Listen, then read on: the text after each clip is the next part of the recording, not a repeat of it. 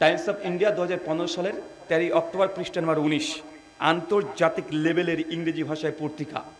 তারা বলছে যে গোটা বিশ্ব জগতে এখন মুসলিম জাতির সংখ্যা প্রায় 180 কোটি। কত কোটি? 180 কোটি। গোটা বিশ্ব জগতে মানুষের সংখ্যা আছে প্রায় 800 কোটি। হিন্দু সনাতন ধর্মের অনুসারে আছে প্রায় 130 কোটি। খ্রিস্টানরা আছে 220 কোটি। গোটা বিশ্ব জগতে প্রায় 4,500 ধর্ম আছে। আর 4,500 ধর্মের মধ্যে মুসলিমরা আমরা দ্বিতীয় পর্যায়ে বৃহত্তর ধর্ম, 180 কোটি আমরা মুসলিমরা। তারপরেও গোটা বিশ্ব জগতে মুসলিম জাতি নির্যাতিত, নিষ্পেষিত, লাঞ্ছিত, বঞ্চিত, পদদলিত, সব জায়গায় একদম পৃথিবীর শেষ প্রান্ত থেকে শুরু করে বাংলাদেশ পর্যন্ত সব জায়গায় মুসলিম জাতি আজকে নির্যাতিত। কেন? 180 কোটি মুসলিম, একজন দুইজন তো নয়। কয়েক বছর পর পরে মুসলিম জাতির উপরে গোটা বিশ্ব জগতে বিভিন্ন রকমের নির্যাতন হচ্ছে। 2018 সালের কথা মনে নাই? বার্মায় রোহিঙ্গা মুসলিমদের উপরে নির্যাতন, অত্যাচার, রক্ত নিয়ে খেলা করেছে, মনে নেই আপনাদের? আপনাদের সে বাংলাদেশি যারা আপনারা রোহিঙ্গা মুসলিমদেরকে আপনারা বাংলাদেশে স্থান দিয়েছিলেন, আপনারা এত তাড়াতাড়ি যদি ভুলে যান কিভাবে হবে? আজকে কত সুন্দর এখানে আমরা আলোচনা শুনছি, কত সুন্দর পরিবেশ, কোনো ভয় নেই, চিন্তা নেই, হতাশা নেই। বাড়ি থেকে সবাই একসঙ্গে খাওয়া দাওয়া করে স্ত্রী পুত্র সন্তান নিয়ে আলোচনা শ্রবণ করতে এসেছেন, কোনো চিন্তা নেই। কিন্তু আজকে দিনেও ফিলিস্তিনে মুসলিমদের উপরে দীর্ঘ 1 বছর 2 মাস ধরে নির্যাতন, রক্ত নিয়ে তারা হোলি খেলা খেলছে না? ভুলে গেলেন এত তাড়াতাড়ি? যখন অ্যাটাক হয়েছিল, যখন প্রথম অ্যাটাক হয়েছে, কত বক্তা, কত আলোচক সোশ্যাল মিডিয়াতে জিহাদ করলো, কিবোর্ড নিয়ে জিহাদ করলো। আল হাদিসরা জিহাদের কথা বলে না, তার জন্য কত সমালোচনা। দীর্ঘ 1.5 বছর হয়ে যাচ্ছে, তারা কি করেছে ফিলিস্তিনিদের জন্য? আমি যে দেশ থেকে এসেছি, আমার দেশ মানুষের সংখ্যা 140 কোটি। কত কোটি? 140 কোটি। আপনারা বাংলাদেশি কত কোটি মানুষ আছেন? 20 কোটি হবে? 18 কোটি। আর 18 কোটি মানুষ হলেও বাংলাদেশের গণনা অনুযায়ী প্রায় 1,70,00,000 মানুষ প্রবাস জীবনে আছে, প্রবাসে। বাংলাদেশের সিটিজেন কিন্তু প্রবাসে খাটছে প্রায় 1,70,00,000 মানুষ, মানে 2 কোটি আবার বাদ। আজ থেকে 70 বছরের পূর্বে চলে যান ইতিহাস। বাংলাদেশ ছিল না, পাকিস্তান ছিল না, আফগানিস্তান ছিল না, নেপাল, ভুটান, কাশ্মীর কিছুই ছিল না। একটাই দেশ ছিল, নাম ভারত। ছিল না ভাইজান? মাত্র 150 বছর আগেকার ইতিহাস খুঁজে দেখেন, ভারতে 1 দিন নয়, 2 দিন নয়, 800 বছর আমরা মুসলমানরা শাসন করেছি। আপনি আজকে বলছেন যে আহলে হাদিসরা দ্বীন কায়েমের কথা বলে না, রাষ্ট্র ইসলাম থাকবে কথা বলে না, তার জন্য আলোচনা করে না, কিছুই করে না। আমার প্রশ্ন উল্টো দিক থেকে, দীর্ঘ 800 বছর ভারতবর্ষে মুসলমানরা তারাই রাজত্ব করেছে, দিন প্রতিষ্ঠা ছিল। কি করেছে মুসলিম? আমরা ছিলাম না 800 বছর? কথা বলেন, 800 বছর ছিলাম কি ছিলাম না? আরে 1-2 বছর নয়, 100-200 বছর নয়, 800 বছর মুসলমানরা ভারতবর্ষে রাজত্ব করেছে।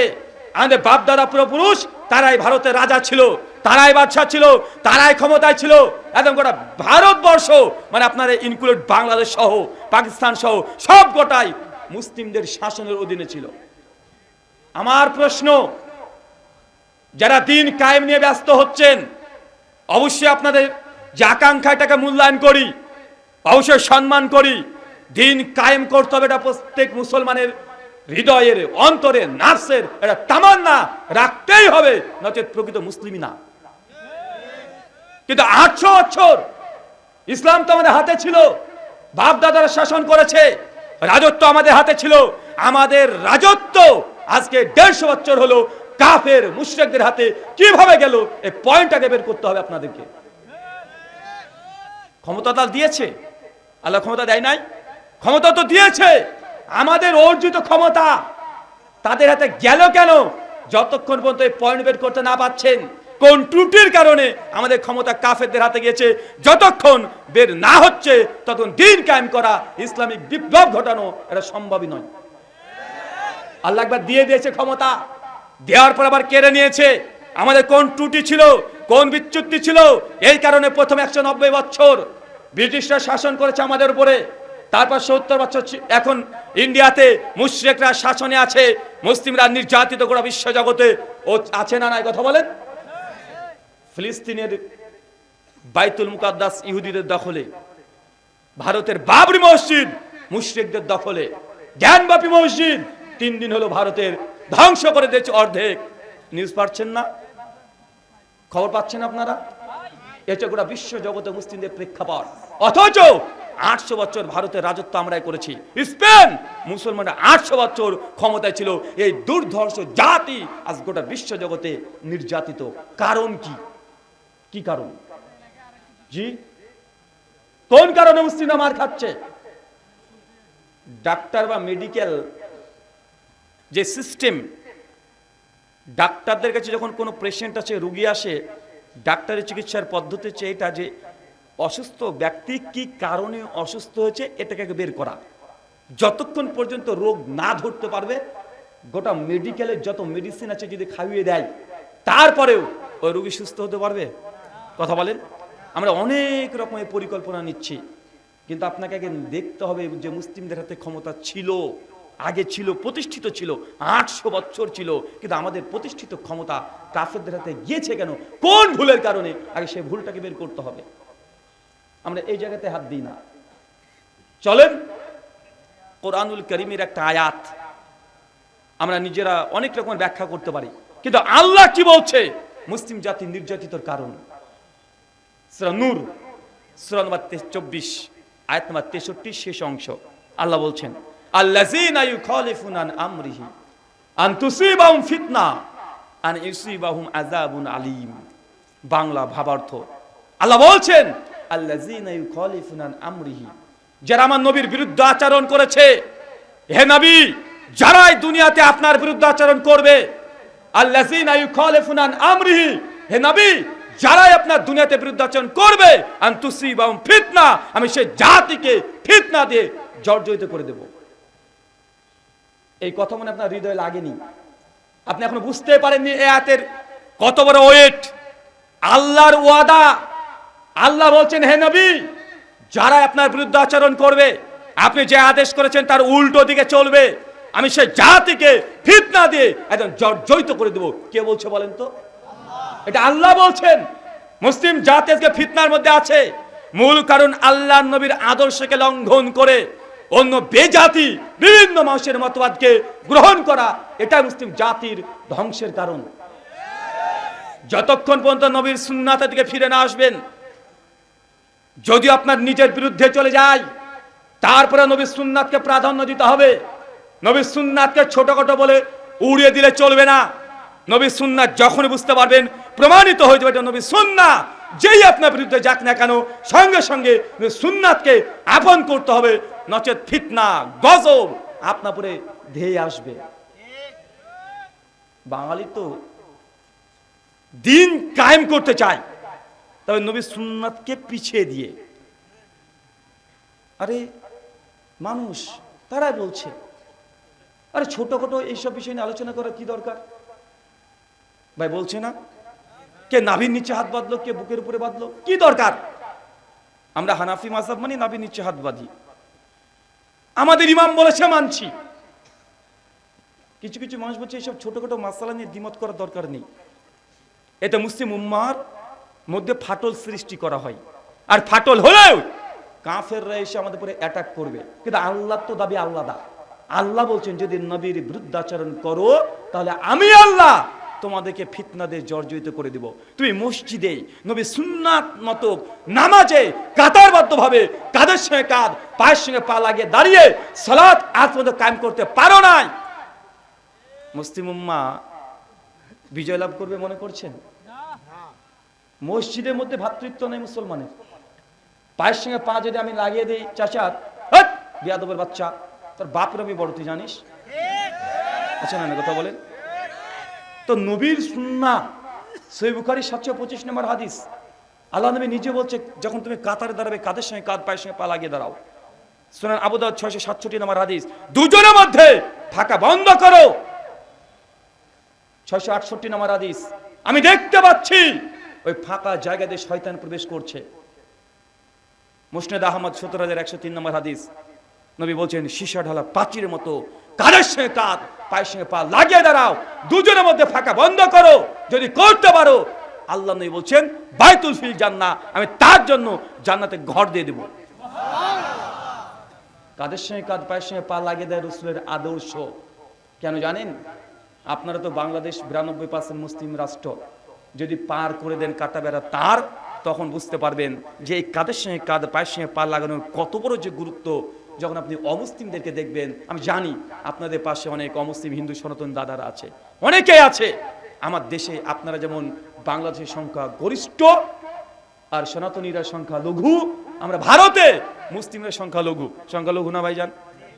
তারা সংখ্যা গরিষ্ঠ, তারা 80%, মানে উল্টো, অপোজিট। সনাতনীদের মধ্যে, মন্দিরের মধ্যে হোক আর যে কোনো জায়গাতে হোক, শূদ্র ব্রাহ্মণকে যদি টাচ করে, শুধু টাচ করছে, স্পর্শ করে দিয়েছে, পা নাই, শুধু হাত যদি দিয়ে দিয়েছে। মনুষ্য সংহিতা 3য় অধ্যায় 26 নম্বর শ্লোকে পরিষ্কার ভগবান মনু বলেছে, তাহলে ওই ব্রাহ্মণ সে অসুস্থ হয়ে গেছে, অপবিত্র হয়ে গেছে, অপবিত্র হয়ে গেছে। কারণ ব্রাহ্মণ হচ্ছে ব্রহ্মার মুখ থেকে সৃষ্টি হয়েছে, মহান। মূর্খ হলেও ব্রাহ্মণ হচ্ছে মহান। ইসলাম এই আদর্শকে ধ্বংস, নস্যাৎ করে দিয়েছে, যে না, মানুষের মধ্যে কোনো ভেদাভেদ নেই। তার জন্য নামাজ, সালাতে কাঁধের সঙ্গে কাঁধ, পায়ের সঙ্গে পা লাগিয়ে দাঁড়াও। তোমাদের একটাই পরিচয়, তোমরা আব্দুল্লাহ, আল্লাহর গোলাম। তো মসজিদের মধ্যে মুসলমানদের মধ্যে ঐক্য নাই। মসজিদের মধ্যে মুসলমানরা আজ পর্যন্ত এক কাতারে ভাই ভাই হয়ে ভ্রাতৃত্বপূর্ণভাবে একমত দাঁড়াতে শেখে নাই। ছোট্ট একটা সুন্নাত আসমাতে কায়েম হয় নাই। তো মুসলিম জাতি আজকে নির্যাতিত হবে না তো কোন জাতি হবে বলেন তো? আল্লাহ কোরআনে বলছেন, আল্লাযীনা ইউখালিফুনা আন আমরিহি, যারাই আমার নবীর আদর্শকে লঙ্ঘন করবে, নবী যে আদেশ করেছে তা উল্লঙ্ঘন করবে, আন তুসিবাহুম ফিতনা, জেনে রাখো সে জাতিকে আমি ফিতনা দিয়ে জর্জরিত করে দিব। পূর্বের নবীর ইতিহাস দেখেন, লূত আলাইহিস সালামের কওম আল্লাহ দুনিয়া থেকে ধ্বংস করে দিয়েছে। কেন? নবী লূত দেখেছে, তার দিকে আসে নাই, উল্টো দিকে চলে গেছে। আজ জাতি, সামুদ জাতি ধ্বংস। কারণ কি? নবীর আদর্শের দিকে তারা মাথা নত করে নাই, তারা দুনিয়াবী চিন্তায় মগ্ন ছিল। আজ মুসলিম জাতি, উম্মতে মুহাম্মাদী, তারাও আজকে মানুষের বিভিন্ন তন্ত্র মন্ত্র ওর পেছনে ছুটছে, ইসলামের আদর্শকে ভুলে গেছে। এই হাদিস, এই কোরআনের আয়াত এইভাবে আপনি বুঝবেন না। আপনাকে গল্পের আকারে বলি। অনেক তো কেচ্চা কাহিনী জীবনে শুনেছেন, অনেক ঘটনা শুনেছেন, সুর দিয়ে অনেক কিছু শুনেছেন। আসেন একটা ঘটনা আপনাকে শোনাই, এই হাদিসের প্রেক্ষাপট হিসাবে। সহিহ বুখারী খুলবেন, 3039 নম্বর হাদিস, কিতাবুল জিহাদ। কোন অধ্যায় বলেন তো? নাম শুনলে নাকি ভয় করবে। আরে বাবা, উহুদের যুদ্ধ। মনে রাখবেন, ইসলামের ইতিহাসে যতগুলো যুদ্ধ জিহাদ হয়েছে, সবচেয়ে ভয়ঙ্কর, মর্মান্তিক, দুর্ধর্ষ জিহাদের নাম হচ্ছে উহুদের জিহাদ। কোন যুদ্ধ বলেন তো? ভয়ঙ্কর, এর চেয়ে ভয়ঙ্কর ইসলামের ইতিহাসে কোনো জিহাদ হয় নাই। কেন? এই যুদ্ধে মুসলমানরা হেরে গেছে, মুসলমানদের পরাজয়। এই যুদ্ধে আল্লাহর দাঁত মোবারক শহীদ হয়ে গেছে। এই যুদ্ধে আমিরে হামজা তিনি শহীদ হয়েছেন। ইসলামের ৭০ জন সাহাবী এই যুদ্ধে শহীদ হয়ে গেছে। চলেন 1400 বছর আগে আপনাকে নিয়ে যাই। চিন্তা করেন, 1400 বছর আগে আল্লাহ নবী হঠাৎ একদিন রাত্রিবেলাতে স্বপ্ন দেখছেন। উহুদের কয়েকদিন আগে স্বপ্নের মধ্যে দেখছেন যে নবীর সাহাবীরা উহুদের প্রান্তে রক্তাক্ত অবস্থায় পড়ে আছে। আল্লাহ নবী সঙ্গে সঙ্গে ঘুম থেকে উঠে পড়েছে। তিনি বুঝতে পারছেন যে সামনে উহুদের যুদ্ধ হবে, এই যুদ্ধে আমার উম্মতের বড় ক্ষতি হয়ে যাবে। কেন? কারণ নবীর যে স্বপ্ন, এটা ওহী কি ওহী নয়? কথা বলেন, নবীদের স্বপ্ন ওহী না? ওহী। এক শ্রেণীর আহলে কোরআন, মুনকিরে হাদিস, তারা কোরআন ছাড়া হাদিস মানে না এই দাবি করে, অথচ নবীদের স্বপ্নটাও ওহী কি ওহী নয়? ওহী। আচ্ছা চাচা, ওই যে নবী ইব্রাহিমকে যে আল্লাহ সুবহানাহু ওয়া তাআলা তার সন্তান ইসমাইলকে কুরবানি দিতে বলেছিল, ওটাকে ফেরেশতা জিবরাইলের মাধ্যমে ওহী তথা আয়াত নিয়ে দিয়েছিল না স্বপ্নের মধ্যে বলেছিল? স্বপ্ন দেখিয়েছে। আর স্বপ্ন মানে এটা ওহী। তো আল্লাহর নবী তার 23 বছর জীবনে কোনো স্বপ্ন দেখে নাই। তো যদি দেখেই থাকে তো সেই স্বপ্নকে কোরআনে থাকবে না হাদিসে থাকবে? এই গর্ধবগুলো বোঝে না, ওরা বলছে কোরআন মানি হাদিস মানি না। আল্লাহ নবী যখন স্বপ্ন দেখছেন, স্বপ্ন দেখার পরে তিনি ভীত সন্ত্রস্ত। সঙ্গে ফজর সালাতে সাহাবা রাদিয়াল্লাহু আনহুদেরকে নিয়ে সালাত আদায় করার পরে বলছে যে সাহাবী আমার শোনো, আমি এই স্বপ্ন দেখেছি, তোমরা কি মনে করছো? একটা আমাদের ক্ষতি হয়ে যেতেই পারে। সাহাবা রাদিয়াল্লাহু আনহুর সঙ্গে বলছে ইয়া রাসূলুল্লাহ, আল্লাহ যখন জিহাদকে ফরজ করে দিয়েছে কোনো ভয় নেই, আমরা উহুদের যুদ্ধে লড়াই করবই, আপনি প্রস্তুতি নেন। আল্লাহ নবী প্রস্তুতি নিচ্ছে সাহাবীদের জজবা দেখে। তবে আল্লাহ নবী আগে থেকে বুঝে নিয়েছে এই যুদ্ধে ক্ষতি হবে, আমার সাহাবীরা রক্তাক্ত হবে। আল্লাহ নবী তখন কৌশল পরিবর্তন করলেন, নতুন কৌশল। কয়েকদিন পরেই উহুদের প্রান্তে চলে গেলেন সাহাবীদেরকে নিয়ে, হাজার হাজার সাহাবীদেরকে নিয়ে একদম যুদ্ধে সজ্জিত। নবী চলে যাওয়ার পরে উহুদের দিকে তাকিয়ে দেখছেন যে উহুদ, যারা আপনারা দেখেছেন, যারা হজ উমরাতে গিয়েছেন, উহুদের পজিশনটা হচ্ছে কি যে একদিক দিয়ে ঢুকতে পারবেন আর একদিক দিয়ে বের হওয়ার রাস্তা, মানে দুটো গেট। কয়টা গেট? দুটো গেট। মানে একদিক দিয়ে ঢুকতে পারবেন আর একদিক দিয়ে বের হতে পারবেন, তৃতীয় কোনো গেট নেই। আল্লাহ নবী ঢুকে বুঝতে পারছেন যদি এখানে কাফেররা যদি আগে প্রবেশ করে যায় তাহলে আমাদের বড় ক্ষতি হয়ে যেতে পারে, কেন তৃতীয় কোনো গেট নেই। আল্লাহ নবী রণকৌশল চেঞ্জ করলেন, ইন্টেলেকচুয়াল, কঠিন। আব্দুল্লাহ বিন জুবাইর বিখ্যাত সাহাবী, কঠিন তীরন্দাজ, জীবনে তার তীর লক্ষ্যভ্রষ্ট হয়নি। আব্দুল্লাহ বিন জুবাইর আন আনসারী, এই সাহাবীকে আল্লাহ নবী 50 জন সাহাবী দিলেন। কতজন বলেন তো? 50 জন সাহাবী দিয়ে আব্দুল্লাহ বিন জুবাইরকে বললেন তুমি এদের নেতা, তুমি এদের আমির। শোনো, ওই যে উহুদের পাহাড়ের চূড়া আছে একদম মাথার উপরে, তারা 50 জন দাঁড়িয়ে যাবে, চতুর্দিকে গোল হয়ে তোমার দাঁড়িয়ে থাকবে, তীর নিয়ে দাঁড়িয়ে থাকবে। যখন এই কাফেররা ময়দানে প্রবেশ করবে সেই সময় উঁচু থেকে তোমার তীর নিক্ষেপ করবে কাফেরের দিকে। আল্লাহ নবী আদেশটা করে দিলেন। তারপর আল্লাহ নবী বলছেন শোনো, যদি দেখো নিচে মুসলমানরা পরাজয় হয়ে গেছে, তোমাদের ভাইরা শহীদ হয়ে গেছে, তাকে হত্যা করা হচ্ছে, মুসলমানরা হেরে গেছে, তারপর আমি নবী যতক্ষণ আদেশ না করব কেউ ওই পাহাড় থেকে নিচে নামবে না। শোনো, যদি দেখো মুসলমানরা জিতে গেছে, মুসলমানরা জিতে গেছে, বিজয় ধ্বনি উঠতে শুরু করেছে, তারপর আমি নবী যতক্ষণ আদেশ না করছি ততক্ষণ কেউ নিচে নামবে না। চাচা বুঝতে পারলেন কথাটা? নবী দুটো আদেশ করেছে সাহাবীদেরকে। আল্লাহ নবী তারপরে বিভিন্ন পজিশন দিচ্ছে সাহাবীদেরকে যে আমির হামজা চাচা আপনি ওইখানে দাঁড়াবেন, এইখান থেকে আপনি নড়বেন না। আব্দুল্লাহ বিন জুবাইর তুমি ওখানে থাকো, আব্দুল্লাহ ইবনে উবাই তুমি এখানে থাকো। আর আল্লাহ নবী টোটাল 9 জনকে নিলেন। কয়জন? 9 জন। 9 জনের টিম নিয়ে আল্লাহ নবী তাদের সঙ্গে থেকে গেলেন। আল্লাহ নবীকে চতুর্দিক থেকে গার্ড করেছে 9 জন সাহাবী। চতুর্দিকে আল্লাহ নবী একদম সাহাবীদের গোটা উহুদের প্রান্তকে একদম ঘিরে ফেলেছে। কিছুক্ষণ পরেই খালিদ বিন ওয়ালিদ, নাম শুনেছেন? বিখ্যাত সাহাবী, কিন্তু এই সময় উহুদের যুদ্ধের সময়তেও খালিদ বিন ওয়ালিদ তিনি ইসলাম গ্রহণ করেনি। কথা বুঝতে পারলেন না ভাইজান? এখন ইসলাম গ্রহণ করেনি, তিনি কাফের ছিলেন। খালিদ বিন ওয়ালিদ কি চাচা জানেন? আল্লাহ তার গুণ দিয়েছেন সাইফুল্লাহ, আল্লাহর তরবারি। এর বৈশিষ্ট্য কি? খালিদ বিন ওয়ালিদ যখন কাফের ছিল সেই সময় যতগুলো যুদ্ধ করেছে সব যুদ্ধে খালিদ বিন ওয়ালিদ বিজয় লাভ করেছে। কখনো জীবনে খালিদ বিন ওয়ালিদ হারেনি। যখন মুসলিম হয়ে গেছে, মুসলিমদের পক্ষ থেকে লড়াই করেছে কাফেরদের সঙ্গে, তারপরও যে যুদ্ধে খালিদ বিন ওয়ালিদ গিয়েছে সেই যুদ্ধে মুসলমানরা বিজয়। এখন কাদের দলে আছে বলেন তো? কাফেরদের দলনেতা খালিদ বিন ওয়ালিদ হাজার হাজার উট আর ঘোড়া নিয়ে তরবারি নিয়ে ছুটে চলে আসছে, ওদের প্রান্তে চলে এসেছে। সঙ্গে সঙ্গে তাদের তরফ থেকে কালেমার তাদের পতাকা তারা উত্তোলন করে দিয়েছে। আর কালেমার তাদের পতাকা উত্তোলন করা মানে যুদ্ধ শুরু, একদম মাঠে ঢুকে গেছে, তুমুল লড়াই, ঘন্টার পর ঘন্টা লড়াই। এত লড়াই কথা আপনাকে বলা যাবে না, প্রচুর পরিমাণে লড়াই। আর উপর থেকে সাহাবীরা 50 জন সাহাবী তীর নিক্ষেপ করছে কয়েক ঘন্টায়। যতগুলো কাফের ঢুকেছিল ওদের প্রান্তে সবগুলোই কয়েক ঘন্টায় তারা মাঠকে ত্যাগ করে দৌড়ে পালাতে শুরু করেছে। তীরের গতিতে তারা পালাচ্ছে। কাফেররা সব শেষ। কয়েকশো কাফেরকে ওই যুদ্ধের মধ্যে প্রথমেই শেষ করে দিয়েছে। কাফেররা দল বল নিয়ে, ঘোড়া উট নিয়ে ছুটছে, পালাচ্ছে মাঠ ত্যাগ করে দিয়ে। হেরে গেছে। সাহাবা যারা ছিলেন তারা তো আনন্দে উল্লাসিত যে আমরা জিতে গেছি। তাকবীরে ধ্বনি উঠছে, আনন্দিত উল্লাসিত।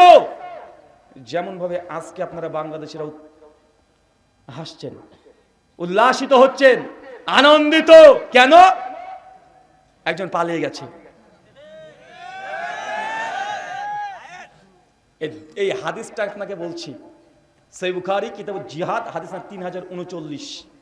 বাই থেকে দেখবেন এক সাইডে হাদিসটা রাখেন ডান দিকে, আর বাম দিকে বাংলাদেশের প্রেক্ষাপট রাখেন। দেখেন তো সেম সেম মিলে কি মিলে না? সেম মিলে যাচ্ছে কিনা একবার আপনি দেখেন।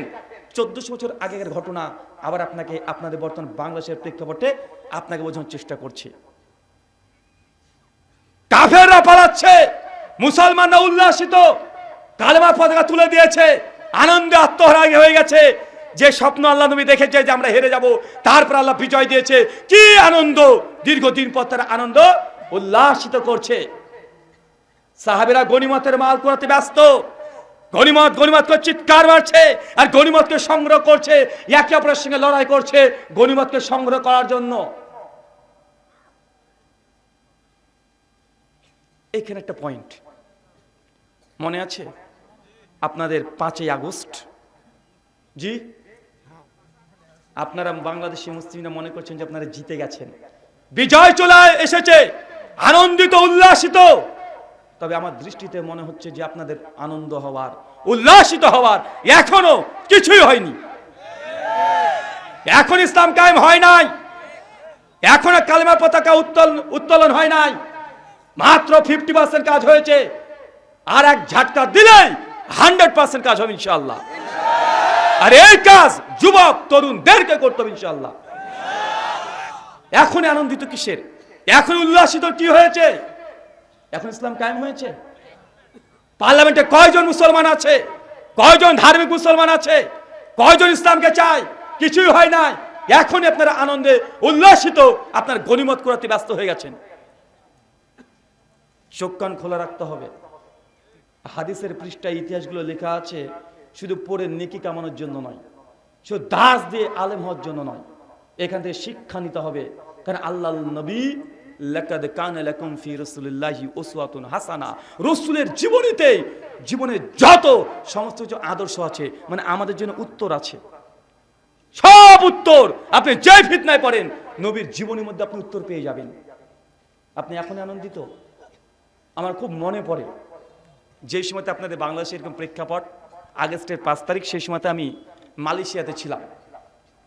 2 তারিখে ডক্টর নায়েকের সঙ্গে, ডক্টর জাকির নায়েকের সঙ্গে একটা মিটিংয়ে অ্যাটেন্ড করেছিলাম। আর 3 তারিখে বাংলাদেশের বিখ্যাত আলোচক শেখ মিজানুর রহমান আজহারি হাফেজাহুল্লাহ, তার সঙ্গে মালয়েশিয়াতে সাক্ষাৎ হয়েছিল। তো সেই সময় আমি দেখছি যে গোটা বিশ্বের মিডিয়া একদিন শকুনের মতো বাংলাদেশের দিকে নজর। কি হয়, কি হবে, কিছু একটা হবে, কিন্তু কি হবে কেউ বুঝতে পারে না। ছিল না ভাইজান? যে কিছু একটা হবে, কিন্তু কি যে হবে কেউ অনুধাবনই করতে পারে না। আমি সেই সময় ভাবছি যে কি ব্যাপার, যে বাংলাদেশে আসলে আমি তো বাংলাদেশকে মোটেও কম চিনি তা তো না। এখানে যতজন মানুষ আজকে স্টেজ সহ আছেন, যতজন আছেন, আমার বিশ্বাস যে আপনাদের চাইতে আমি একটু হলেও বাংলাদেশকে বেশি চিনি। কারণ আপনারা বাংলাদেশের মানুষ, এটা হচ্ছে কোন জেলার মধ্যে পড়ছে? গাইবান্ধা। তা আপনারা গাইবান্ধা, আপনি বাংলাদেশের 64টা জেলা, 524টা থানা, কটা থানাতে গিয়েছেন, কটা জেলায় গিয়েছেন, কয় জায়গাতে গিয়েছেন? আমাদের তো বাংলাদেশের এমন কোনো জেলা নেই যে আমাদের যাওয়া হয়নি। তা আমার চাইতে আপনি বাংলাদেশ বেশি চেনেন নাকি? আমি বিদেশি হতে পারি, আপনার দেশে না হতে পারি, তাই বাংলাদেশের এই তরুণ, এই যুবক, এদেরকে কম চিনি না। প্রায় বাংলাদেশের 500-র উপরে আমার 2017 থেকে প্রোগ্রাম হয়ে গেল। মানে এদেরকে রাস্তা ঘাটে সব জায়গায় এদের নারী নক্ষত্র চেনা হয়ে গেছে। আমি চিন্তা করছি যে এই ছেলেগুলোকে যে দেখলাম এরা দিন রাত পাবজি গেম নিয়ে ব্যস্ত থাকে, গার্লফ্রেন্ডের পেছনে ব্যস্ত থাকে, সারাদিন সোশ্যাল মিডিয়া নিয়ে ব্যস্ত থাকে, টিকটক নিয়ে ব্যস্ত থাকে। এরা রাস্তাতে নেমে পড়ছে, কি ব্যাপার? এত জজবা কোথা থেকে পাচ্ছে তারা? কে তাদের পেছনে ইন্ধন দিচ্ছে? মানে ঢাকা শহরকে গোটায় এই যুবকরা, ছেলেরা, স্টুডেন্ট, ছাত্র এরা দখল করে নেবে। ছিল না ভাই? আচ্ছা, এই কাজ কোথা থেকে হচ্ছে রে বাবা?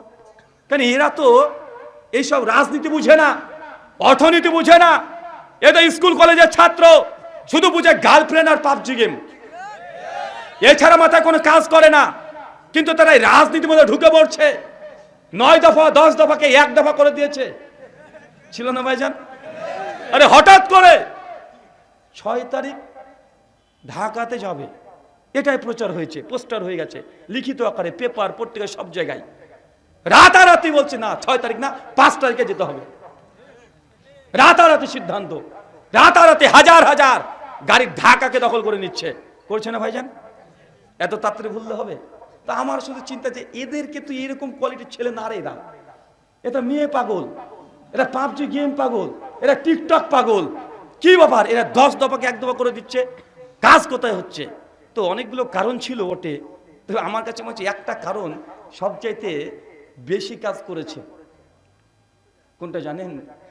এখনো অস্বীকার করতে পারেন অনেকেই, তবে আমার কাছে একটা কারণ মনে হয়েছে। সেটা হচ্ছে উনার একটা ভুল সিদ্ধান্ত ছিল। সেটা হচ্ছে ওই যে 7 থেকে 10 দিন ইন্টারনেটকে বন্ধ রেখে দেওয়া। এটা মারাত্মক কাজ দিয়েছে। 7 থেকে 10 দিন ইন্টারনেটকে বন্ধ রেখে দেওয়া মানে যারা রাষ্ট্রে কি হচ্ছে খবরটাও রাখে না, জানে না, যারা রাষ্ট্র সম্পর্কে একদমই অজ্ঞ, যখন দেখছে 10 দিন ধরে ইন্টারনেট নাই, এই তরুণ যুবকরা এরা ইউটিউব দেখতে পায় না, ফেসবুক দেখতে পারে না, গার্লফ্রেন্ডের সঙ্গে কথা বলতে পারে না। এর রাগটা এখানেই ধরেছে। আরে তোরা ক্ষমতায় কে থাকবি না তোদের ব্যাপার। আরে আমেরিকাতে কটা বাড়ি কিনবি, গাড়ি কিনবি, তোদের ব্যাপার। সুইস ব্যাংকে কত কোটি টাকা রাখবি, তোদের ব্যাপার। আমি যে 700 টাকা দিয়ে ডাটা মেরেছি, আমি কেন নেট পাবো না?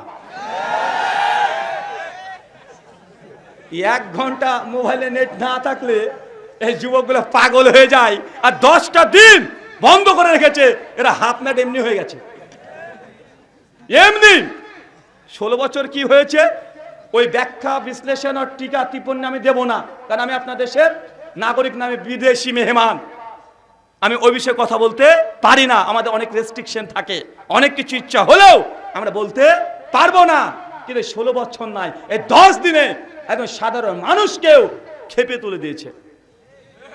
ভেবেছিল যে নেটটা বন্ধ করে মনে হয় কি কি ঘটছে একদম পুরো বন্ধ করে রেখে দেবে, কেউ বুঝতে পারবে না। গুম, খুন, হত্যা, রাজধানী সবগুলো করবে, কিন্তু কেউ বুঝতে পারবে না। কিন্তু মাকার আল্লাহু ওয়াল্লাহু খায়রুল মাকিরিন, সূরা আল ইমরান 54 নম্বর আয়াতে আল্লাহ বলেছে তারাও চক্রান্ত করেছিল, আল্লাহ কৌশল করেছিল। আল্লাহর কৌশল সব চাইতে বড়, আল্লাহ উত্তম কৌশলকারী। দেখেন, এইটা যদি নেটটা বন্ধ না হতো, এত দ্রুত মানুষ রাস্তায় নামতো না। একদম ছোট্ট থেকে বড় বন্ধু সবাইকে খেপে দিয়েছে। 10 দিন ধরে যারা ইন্টারনেটে বিজনেস করে তার ব্যবসা বন্ধ। প্রবাসীরা বাড়িতে যোগাযোগ করতে পারে না। মানুষকে আদিম যুগের মানুষ বানিয়ে দিয়েছিল। 10টা দিন করেছিল না ভাইজান? আমার মতে এটা একটা কারণ, অনেকগুলো কারণ আছে, তবে এটা মানে ছোট থেকে বড় বন্ধু প্রত্যেকের হৃদয়ের মধ্যে একদম রাগ একদম ঢুকে দিয়েছে। আর ওই স্রোতে ভাসতে ভাসতে ওই পারে চলে গেছে। আর আমরা তো উদার, হ্যাঁ, যাই বলেন, গালি দেন আমাদেরকে, যাই দেন, আমরা হচ্ছে উদার। আজ থেকে 20 বছর আগে কেন তাসমিয়া নাসরিনকে আমরা নিয়েছি না? হ্যাঁ, যত বাতিল প্রোডাক্ট আপনাদের সব আমরা রাখি, এটা ভাবেন না। যত আপনারা বাদ দিবেন তত আমরা সাদরে গ্রহণ করব। তা আমাদের চেয়ে উদার আর কি আছে রে ভাই? আপনি গাল দিলে হবে? গাল দিয়ে 5 পয়সা লাভ নেই। আবার ঘুরে আসেন, দেখেন সাহাবীরা উল্লাসিত, আনন্দিত, ওদের যুদ্ধে জিতে গেছে, পতাকা উত্তোলন হয়ে গেছে, গনিমতের মাল তারা একে একে সবাই নিতে শুরু করে দিয়েছে। যেন আপনারা আজকে আনন্দিত, উল্লাসিত, আপনারা গনিমত সেদিন নিয়েছিলেন, মনে পড়ছে না? ভেতরের বাইরে কিছুই তো রাখেননি, সবগুলো তো নিয়েছিলেন, নেন নাই? সিনটা মিলছে আপনাদের? হ্যাঁ, একজন পালিয়ে গেছে, দেখেন কাফেররা পালিয়ে গেছে, খালিদ বিন ওয়ালিদ সৈন্য সামন্ত নিয়ে সব পালিয়ে গেছে। কিন্তু খালিদ বিন ওয়ালিদ যেমন তেমন যোদ্ধা না, যেমন তেমন মুজাহিদ না, কঠিন ব্রেন। উনি চিন্তা করছেন যে আমরা হেরে গেলাম, খালিদ বিন ওয়ালিদ হেরে যাবে, হতেই পারে না। চিন্তা করছে আর চলে যাচ্ছে। আর ওই যে পাহাড়ের উপরে কয়জন সাহাবী ছিল চাচা? 50 জন। 50 জন সাহাবীদের মধ্যে সঙ্গে সঙ্গে কিছু সাহাবী, অধিকাংশই পাহাড় থেকে নামতে শুরু করে দিয়েছে যে গনিমত গনিমত, আমরা যুদ্ধে জিতে গেছি, আমাদের ভাইরা গনিমত করাচ্ছে, চলো আমরা নিচে চলে যাই, কাফেররা পালিয়ে যাচ্ছে, এই কথা বলছে আর নিচে নামতে শুরু করে দিয়েছে। আব্দুল্লাহ বিন জুবাইর আনসারী নেতা সঙ্গে চিৎকার মেরে বলছে, খবরদার কেউ তোমরা নিচে নামবে না, আল্লাহর নবী যতক্ষণ আদেশ না করছে কেউ নিচে নামবে না, খবরদার কেউ যেন নিচে না নামে। যারা নেমে পড়েছে তারা বলছে, তুমি দেখতে পাচ্ছ না কাফেররা পালিয়ে গেছে, গনিমতের মাল বন্টন হয়ে গেল, আমাদের গনিমত পাবো না, গনিমত গনিমত করছে আর সঙ্গে সঙ্গে নিচে নামতে শুরু করে দিয়েছে। পাহাড় ফাঁকা, মাত্র 5-6 জন দাঁড়িয়ে আছে, সবাই চলে গেছে নিচে, গনিমত করতে ব্যস্ত। খালিদ বিন ওয়ালিদ অনেকটা চলে গেছে, ওদের প্রান্ত থেকে অনেকটা মিডিলে গেছে, আর এবার তাকাচ্ছে পাহাড়ের দিকে। যখন দিচ্ছে পাহাড় দিকে তাকিয়েছে যে পাহাড়ে যে 50 জন সাহাবী ছিল আর কেউ নেই, ফাঁকা, মাত্র 4-5 জন আছে। খালিদ বিন ওয়ালিদ সঙ্গে সঙ্গে রণকৌশল চেঞ্জ করে নিয়েছে। বাকি কাফের দেখে খবরদার, আর এক ধাপ কেউ যাবে না, এখানে থেমে যাও, আমরা আবারও মুসলিমদেরকে আক্রমণ করব। বাকি কাফের কি বলো খালিদ বিন ওয়ালিদ, আমরা যুদ্ধে হেরে গেছি, আমাদের অস্ত্র সবকিছু ফেলেতে চলে এসেছি, আবার আক্রমণ করবো মানে কিভাবে সম্ভব? খালিদ বিন ওয়ালিদ সঙ্গে সঙ্গে ওই দেখো দেখো পাহাড়ের যে 50 জন সাহাবী মুসলিমদের, ওদের জন্যই আমরা ওদের যুদ্ধে আমরা হেরে গেছি। তার উপর থেকে এমন ভাবে তীর মেরেছে আমরা নিচ থেকে তাকে নিশানাই করতে পারিনি, একটাও নেই, সব নেমে পড়েছে। নিঃসন্দেহে মুসলমানরা আমাদের থুয়ে আসা গনিমত তা এখন কোরাতে ব্যস্ত হয়ে গেছে, তথা পেছনকার গেট পুরো ফাঁকা হয়ে গেছে, সবাই সামনে চলে গেছে, এখন পেছন একদম ফাঁকা, চলো আমরা আবারও পেছন দিক থেকে গিয়ে মুসলিমদের উপরে আক্রমণ করব। চিন্তা করতে পারছেন এবার তার রণকৌশল চেঞ্জ হয়ে গেছে, পেছন থেকে আক্রমণ করবে। কেন বাংলাদেশকে পেছন থেকে আক্রমণ করার চেষ্টা করা হচ্ছে না বারবার? হচ্ছে। খুলে বলতে হবে নাকি? আমি তো আগে বলেছি সমস্ত কিছু খুলে বলতে পারবো না। কেন ঢাকাতে 200 খানা গাড়ি ঢুকে দিয়েছিল না, ওই যে আনসার নাকি ঢুকে দিয়েছিল না, বাহিনী ঢুকেছিল না কয়দিন আগে? তো চিটাগাং থেকে ভিকটিম কার্ড, সংখ্যালঘু কার্ড বাসে খেলা হলো না? কথা মনে বুঝতে পারছেন না? আমি এর চাইতে আরো উলঙ্গ করে খুলে বলতে পারবো না। কয়দিন আগে তো দেখলেন পেছন থেকে আবার আক্রমণ করে আপনাদের বিজয় এটা মাটির সঙ্গে পায়ের সঙ্গে পদদলিত করার আবার চেষ্টা চলছে। তাই সাবধান, সতর্ক থাকতে হবে। বাংলাদেশে প্রত্যেকজনকে সতর্ক থাকতে হবে। ফেসবুকে একটা কমেন্ট করতে হলে 10 বার চিন্তা করতে হবে। একটা ছোট্ট ইস্যু খুঁজছে, একটা যদি ছোট্ট ইস্যু যদি পেয়ে যায় বাংলাদেশের নাম নিশানা হুমকির মুখে পড়ে যেতে পারে। চাচ্ছে গোটা বিশ্বের বড় বড় নেতাদের কাছে দেখাতে যে দেখো কত নির্যাতিত হচ্ছে আমরা। এটা হচ্ছে ভিকটিম কার্ড, পেছন থেকে আক্রমণ করা। উহুদের যুদ্ধে মুসলিমদেরকে পেছন থেকে যেমন আক্রমণ করেছে, আবারও নতুন করে পরিকল্পনা চলছে। সাবধান, সতর্ক থাকতে হবে। এর আগে যতটা সতর্ক ছিলেন আর 5টা বছর যদি সতর্ক থাকেন, ইনশাল্লাহ এই বাংলাদেশে কালেমার পতাকা উড্ডীন হবে ইনশাল্লাহ। যতদিন উড্ডীন না হচ্ছে চিন্তা করে পায়ে ধাপ ফেলতে হবে। আপনাদেরকে ধন্যবাদ জানাই যে বাংলাদেশে যে হত্যা করলো না আলিফ ভাইকে, আপনারা যে কোনো ঘটনা ঘটাননি। তারা চাচ্ছিল যে মুসলমানের কোনো একটা ঘটনা ঘটাক, চাচ্ছিল। আপনারা কিছু প্রতিক্রিয়া দেননি। অনেক বুদ্ধিমানের কাজ হয়েছে, অনেক সময় সই নিতে হয়। কেন হুদাইবিয়ার ইতিহাস পড়েন নাই? কাফেরদেরকে কাছে নবী যখন সন্ধি করছে, আলামী লিখছেন যে লিখো মোহাম্মদ রসুল্লাহর পক্ষ থেকে কাফেরদের সঙ্গে চুক্তি। কাফেররা যাই আপনাকে আমি রসুল মানি নাকি? আপনাকে রসুল মানলে, রসুল্লাহ মানলে তো আপনার সঙ্গে যুদ্ধ হবে না। আমার রসুল্লাহ মানি না, আপনাকে কেটে দেন। যতক্ষণ না কাটবেন ততক্ষণ আমাদের চুক্তি হবে না। আল্লাহ নবী আলীকে হচ্ছে, আলী আমার নামের পরে রসুল্লাহ শব্দ বাদ দিয়ে দাও। আলী বিন আবি তালেব হচ্ছে, ইয়া রাসূলুল্লাহ কি বলেন, আমার দ্বারা হবে না, পারবো না আমি। আলী বিন আবি তালেব চলে যাচ্ছে, না আমি পারবো না। আপনি আল্লাহ রসুল, কেটে দেবো মানে আর বাতিল শর্ত তার সঙ্গে আমাদেরকে মানে আপোষ করতে হবে, পারবো না। আল্লাহ নবী বলছে তাহলে আমাকে দেখিয়ে আমি কেটে দিচ্ছি। আল্লাহ নবী নিজের নাম থেকে রাসূলুল্লাহ কেটে দিচ্ছে। মানে কখনো কখনো সমঝোতা করতে হয়, কথা বুঝতে পারছেন? কখনো হুদাইবিয়ার যে সন্ধি ছিল 9 দফা, ভালো করে দফাগুলো দেখবেন, প্রত্যেকটা মুসলিমদের বিরুদ্ধে ছিল। বাহ্যিক দিক থেকে মুসলমানের সব দিকে বিরুদ্ধে। ওমর বিন খাত্তাব রেগে গেছে, ইয়া রাসূলুল্লাহ আপনি কি চুক্তি করছেন এটা? ওমর বিন খাত্তাব নবীর উপরে কথা বলছে, আল্লাহর নবী কি চুক্তি করছেন এটা আপনি? আপনি জানেন না? আবু বকর বলছে, আল্লাহর নবী আপনি কি করছেন এটা? ইবনে আব্বাস সবাই বলছে এই চুক্তিকে মানছে না, কিন্তু আল্লাহ নবী চুক্তিতে স্বাক্ষর দিয়ে দিচ্ছে। এই যে ঘটনা পুরো সিন, কাফেররা তখন উল্টো দিক থেকে উট বাহিনী নিয়ে, ঘোড়া নিয়ে এমন ভাবে মুসলিম জাতির উপর সেদিন আক্রমণ করেছে, পেছন দিক থেকে সেই দিন ৭০ জন সাহাবী একদম শহীদ। মুসলমান হেরে গেছে, অথচ 1 ঘন্টা আগে মুসলমানরা বিজয়ের পতাকা উড্ডীন করেছিল, আনন্দ উল্লাসিত। 1 ঘন্টা পরে মুসলমানরা এই যুদ্ধে হেরে গেছে, পরাজিত। চিন্তা করতে পারছেন? এই যুদ্ধে আল্লাহ নবীর দাঁত মোবারক শহীদ হয়ে গেছে। এই যুদ্ধে নবীজির পায়ে 3খানা তীর নিক্ষেপ করা হয়েছে। এই যুদ্ধে আমির হামজা তাকে শহীদ করা হয়েছে। সাইদ বিন মুসাইব এই যুদ্ধে শহীদ। জাবের বিন আব্দুল্লাহ পিতা এই যুদ্ধে শহীদ। আবু তালহা ইবনে উবাইদুল্লাহ এই যুদ্ধে শহীদ। বড় বড় সাহাবী এই যুদ্ধে শহীদ হয়ে গেছে। মর্মান্তিক ঘটনা। প্রত্যেকটা সাহাবীর যদি এই মৃত্যুর ঘটনা যদি বলতে শুরু করে দিই, চোখ থেকে পানি ঝরতে শুরু করবে। ৭০ জন সাহাবী, উহুদের প্রান্ত, যুদ্ধ চলছে, হঠাৎ করে পেছন থেকে আক্রমণ।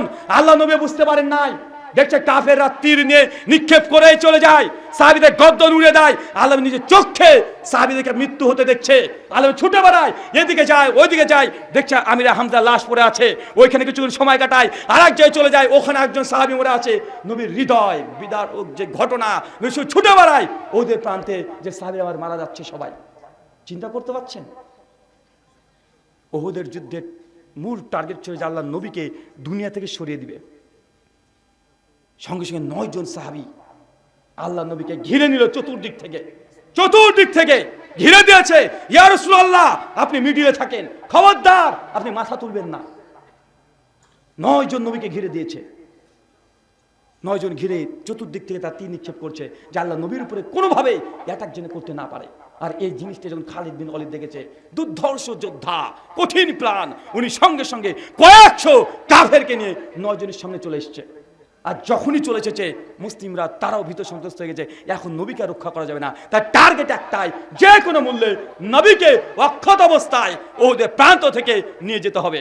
আল্লাহ নবীর সঙ্গে সঙ্গে তাদেরকে বলছে যে এই সামনে যখন চলে এসেছে 7 জন সাহাবী পর পর তার সঙ্গে লড়াই করে ওইখানে শহীদ নবীর সামনে। একজন সাহাবীর জন্য আল্লাহ নবীর জীবন সেই দিন আল্লাহ ওসিলা বানিয়ে তাকে বাঁচিয়ে দিয়েছে। আবু বকর রাদিয়াল্লাহু আনহু বলছেন, সহিহ বুখারী আবু দাউদের হাদিস, যে উহুদের যুদ্ধ তো আবু তালহা ইবনে উবাইদুল্লাহর জন্য একাই প্রথম থেকে শেষ পর্যন্ত নবীর সামনে থেকে নবীকে সরায় নাই। কাফেররা তীর মারছে, আল্লাহ নবী দেখছে যে কোথায় কি ঘটে, কোথায় সাহাবীদেরকে মেরে দিচ্ছে, প্রাণ লড়াই চলছে। আল্লাহ নবী সেই সময়তে বারবার তাকিয়ে দেখার চেষ্টা করছে যে আমার সাহাবীদেরকে হত্যা করে দিচ্ছে। আবু তালহা ইবনে উবাইদুল্লাহ সঙ্গে সঙ্গে ইয়া রাসূলুল্লাহ খবরদার আপনি সামনে তাকাবেন না, আপনি মাথা তুলবেন না, কাফের আপনাকে টার্গেট করছে, মেরে দিতে পারে। ইয়া রাসূলুল্লাহ আপনি আমার পেছনে থাকেন, আমার বুক আপনার বুকের কাছে রেখে দেন, মাথাটাকে নিচু করে রাখেন, একটু বসেন। ইয়া রাসূলুল্লাহ খবরদার আপনি মাথা তুলবেন না। আল্লাহ রাসূলকে টার্গেট করে 50 খানা তীর নিক্ষেপ করেছে পর পর, 39 খানা তীর আবু তালহা বুকে লেগেছে। 39টা তীর আবু তালহা তার বুকে নিয়ে নবীকে সেভ করেছে। নবীর পায়ে তীর লেগে পা দিয়ে রক্ত বের হচ্ছে, দাঁত মোবারক ভেঙে গেছে, ব্যথায় যন্ত্রণায় ছটফট করছে। সাইদ বিন মুসাইবের হাতে পতাকা, কালেমা পতাকা। সাইদ বিন মুসাইব দৌড়তে চলে যাচ্ছে কাফেরদের মধ্যে, যে আল্লাহ নবীকে টার্গেট করেছে তাকে হত্যা করবে। সাইদ বিন মুসাইবকে ধরে তার এক হাত কেটে বাদ করে দিয়েছে, মারা গেছে ওখানে শহীদ। পতাকা পড়ে গেছে। আলী বিন আবি তালিব ছুটে গিয়ে কালে পতাকা উড্ডীন করে ধরেছে। আবার যুদ্ধ শুরু। আল্লাহ নবী বুঝতে পারছে যে না, এখানে থাকা সম্ভব নয়, থাকলে এই যুদ্ধে আমার সাহাবীরা আরো অনেক শেষ হয়ে যাবে। আল্লাহ নবী আলীকে আলী, যারা মুসলিম আছে সবাইকে নিয়ে বেরিয়ে চলো, ওহুদ ছেড়ে দাও, ওহুদের প্রান্ত ত্যাগ করে দাও। ওই যুদ্ধেই ঘোষণা করে দিল কাফেররা যে আল্লাহ নবীকে মেরে দিয়েছি, নবী মারা গেছে। আপনি চিন্তা করতে পারছেন, ওহুদের যুদ্ধকে কেন্দ্র করে আল্লাহ কোরআনে সূরা আলী ইমরান 121 নম্বর থেকে 171 নম্বর আয়াত পর্যন্ত প্রায় 60 খানা আয়াত আল্লাহ ওহুদের যুদ্ধে নাজিল করেছে। এই যুদ্ধ যেমন তেমন যুদ্ধ নাকি? 60 খানা পর পর কাফেররা ঘোষণা করে দিয়েছে মুহাম্মদকে মেরে দিয়েছে। কেন জানেন? কারণ আল্লাহ নবীর চেহারা সাইদ বিন মুসাইবের সঙ্গে মিল ছিল অনেকটা। যখন মেরে দিয়েছে খবর পেয়ে গেছে, মুসলিমরা ভীত সন্ত্রস্ত হয়ে গেছে হীনমন্যতায় যে আল্লাহ নবী মারা গেছে, আরে নবী যদি মারা যায় তো যুদ্ধ করে কি করব, চলো আমরা চলে যাই। আর কিছু কিছু বলছে আরে যার জন্য যুদ্ধ করছিলাম সেই যদি দুনিয়াতে না থাকে আমার বেঁচে থেকে লাভ কি, চল মরণপণ লড়াই করবো। অবশ্যই যখন দেখলো যে আল্লাহ নবী বেঁচে আছে, নবীকে মারতে পারে নাই, আল্লাহ নবীর সঙ্গে সঙ্গে বলছে যে জি চলো, আমাদের থেকে আর এখানে ক্ষতি বাড়বে। ঘোষণা হয়ে গেল, আল্লাহ নবী যাচ্ছেন, ছাত্রিয়ে যাচ্ছেন। সাহাবীরা নিজেদের আপন আত্মীয়স্বজনের লাশকে টেনে টেনে নিয়ে চলে যাচ্ছে। হানজালা রাদিয়াল্লাহু তাআলা বিখ্যাত সাহাবী, উহুদের আগের দিন রাত্রিবেলাতে বিয়ে করেছে, বাসরে আছে। সহিহ মুসলিম 3002 নম্বর হাদিস। বাসর রাত্রিবেলাতে ডাক এসেছে যে হানজালা কালকে উহুদে যেতে হবে। রাত্রিবেলাতে স্ত্রী সবাস করেছে, এখনো গোসল করে নাই, তরবারি নিয়ে ছুটে তিনি বেরিয়ে পড়েছেন যুদ্ধে গিয়ে, যুদ্ধে শহীদ। হানজালা লাশ খুঁজে পাওয়া যায় না। আল্লাহ নবী বলছে হানজালা কোথায় আমার, হানজালা কই, তার লাশ পাওয়া যায় না। সাহাবীরা খুঁজে বেড়াচ্ছে, সবার আত্মীয় স্বজনের লাশ খুঁজে বেড়াচ্ছে, হানজালা লাশ আর খুঁজে পাওয়া যাচ্ছে না। আল্লাহ নবী তারপরে একজন এসে বলছে ইয়া রাসূলুল্লাহ, ওই দেখে হানজালার লাশ। হানজালার লাশ দেখছে যে শূন্যতে ভাসছে, শূন্যতে ভাসছে, শরীর থেকে টপ টপ করে পানি পড়ছে। সাহাবীদেরকে আল্লাহ নবী বলছে সাহাবী আমার, ওটা আমার হানজালা। ফেরেশতারা তাকে গোসল দেওয়াচ্ছে। পরবর্তী সময়তে হানজালা স্ত্রী ব্যাখ্যা করেছেন, আল্লাহ নবী ইয়া রাসূলুল্লাহ, আমার স্বামী হানজালা যেই দিন এই যুদ্ধে এসেছিল সেদিন সে গোসল ফরজ ছিল, গোসল করার টাইম দেয় নাই, আপনার ডাক পেয়েছে ছুটে চলে এসেছে, আমার কাছে বিদায়টুকু নেয় নাই, ফেরেশতারা সেটা গোসল দিয়েছে। হানজালা এই যুদ্ধে শহীদ হয়ে গেছে। আরো কতজন সাহাবী, 70 জন সাহাবী। ঘটনা যদি বলতে যাই কমপক্ষে না হলেও 10-20 ঘন্টা এরকম সময় কেটে যাবে। সে বুখারী বর্ণনা সবগুলো, সে বুখারী 3039 নম্বর হাদিস। একজন কাফের, ইসলাম গ্রহণ করেনি, উহুদের যুদ্ধের কথা শুনেছে, সঙ্গে সঙ্গে একাই কালিমা পাঠ করেছে, নেংরা সাহাবী চলে এসেছে মুসলিমদের কাছে, আমাকে যুদ্ধে নিয়ে যাও।